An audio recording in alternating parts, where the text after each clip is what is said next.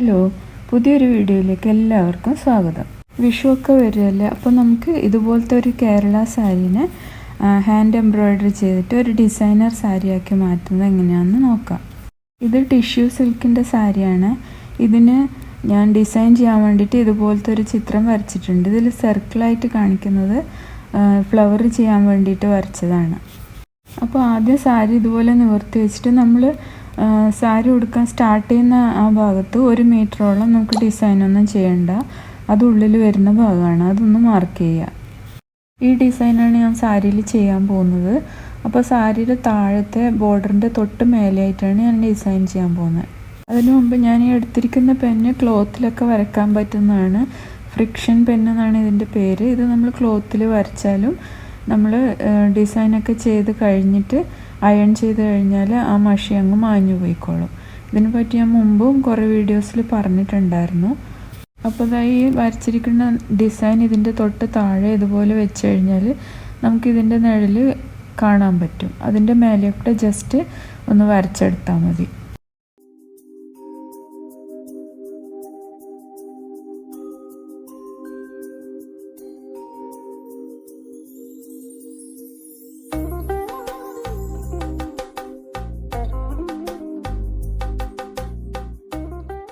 ഞാൻ ആ ചിത്രം ഈ സാരിയിലേക്ക് കോപ്പി ചെയ്തെടുത്തിട്ടുണ്ട്.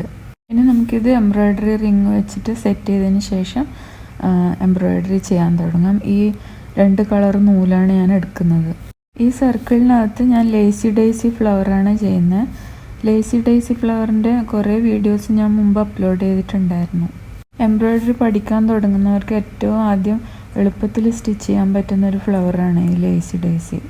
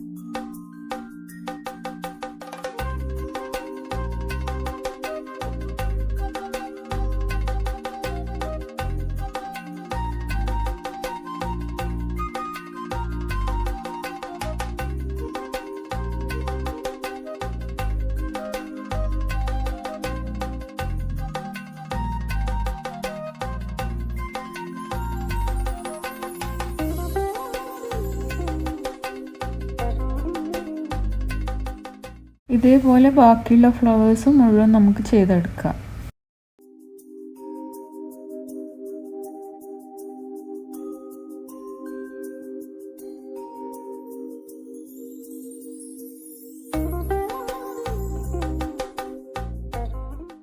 ഇതിലിപ്പോൾ എല്ലാ ഫ്ലവേഴ്സും ഞാൻ ചെയ്തെടുത്തു. ഇനി താഴെ ഞാൻ 2-3 ഡോട്ട് ഇട്ടിട്ടുണ്ട്. അതിൽ ഞാൻ ഫ്രഞ്ച് നോട്ടാണ് ഇട്ട് കൊടുക്കുന്നത്.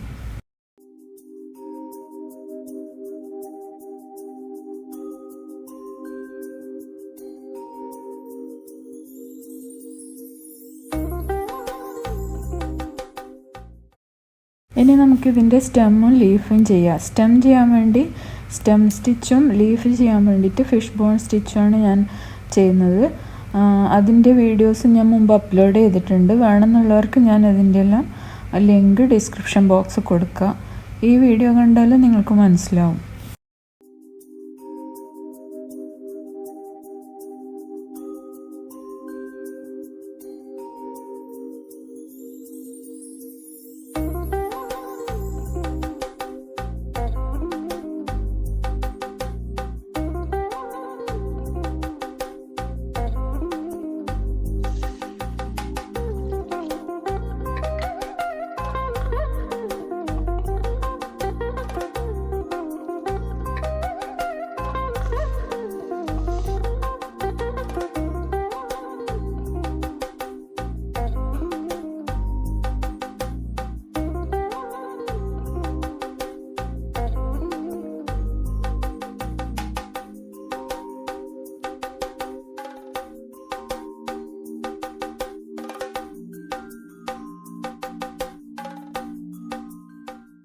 ഇനി ഈ ഓരോ ഫ്ലവറിൻ്റെ സെൻറ്ററിൽ ഇതുപോലത്തെ ഗോൾഡൻ ബീഡ്സ് നമുക്ക് തുന്നിക്കൊടുക്കാം. അതിന് വേണ്ടിയിട്ട് ഏറ്റവും തിന്നായിട്ടുള്ള സൂചിയും പിന്നെ നമ്മൾ സാധാരണ തുന്നാൻ ഉപയോഗിക്കുന്ന നൂലുമാണ് ഞാൻ ഉപയോഗിക്കുന്നത്.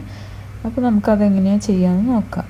നമ്മൾ 2 പ്രാവശ്യം ഈ ബീഡ്സിൻ്റെ അകത്തേ കൂടെ നൂല് കുത്തി തുന്നിയെടുക്കുകയാണെങ്കിൽ അത് നല്ല സ്ട്രോങ് ആയിട്ട് നിൽക്കും. അങ്ങനെയാണ് ഞാൻ ചെയ്യുന്നത്.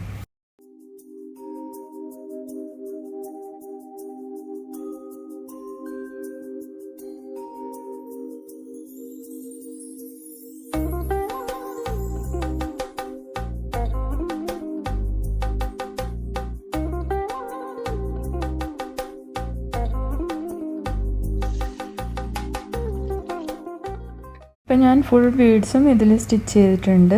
ഇതുപോലെ ഞാൻ സാരിയുടെ ബോർഡറിൽ കുറേ എണ്ണം ചെയ്തെടുത്തിട്ടുണ്ട്. അതുപോലെ തന്നെ മുന്താണിയിലും ചെയ്തിട്ടുണ്ട്. ഇതിൻ്റെ മുന്താണിയിൽ ഈ ലേസി ഡേസി ഫ്ലവർ തന്നെ കുറച്ചായിട്ട് ഞാൻ ചെയ്ത് കൊടുത്തിട്ടുണ്ട് അവിടെ ഇവിടെയായിട്ട്. ഇതുപോലെ ചെയ്തെടുക്കാൻ ഏകദേശം ഒരാഴ്ചയോളം സമയം എടുക്കും കേട്ടോ. കുറച്ച് ടൈം കൺസ്യൂമിങ് ആണ്, എന്നാലും നമ്മൾ ചെയ്ത് കഴിയുമ്പോൾ നല്ല ഭംഗിയായിരിക്കും കാണാൻ. അപ്പോൾ ഈ വീഡിയോ ഇഷ്ടപ്പെട്ടിട്ടുണ്ടെങ്കിൽ ലൈക്ക് ചെയ്യാനും കമൻറ്റ് ചെയ്യാനും സബ്സ്ക്രൈബ് ചെയ്യാനും മറക്കരുത്.